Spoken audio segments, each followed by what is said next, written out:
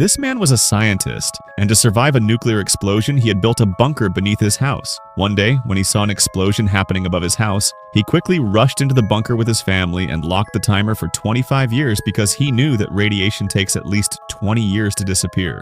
But what he didn't know was that the explosion he saw wasn't a nuclear blast. It was actually a plane crash above their house. Still, the man began living in the bunker fully prepared. When his wife found out that they would be living in the bunker for the next 25 years, she became scared and asked her husband how they would survive in there for so long.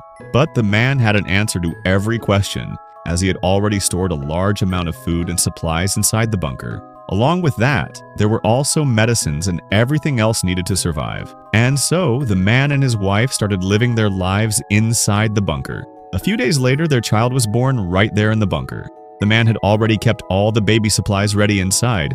This way, they happily continued to live in the bunker. Over time, their son grew up, without ever having seen the outside world. Time passed, and eventually the 25-year timer ran out. Because of that, there was a loud noise, and the door to the bunker automatically opened.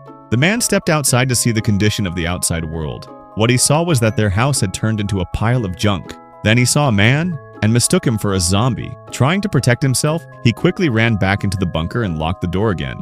But that man wasn't a zombie. He was a homeless person just looking for food.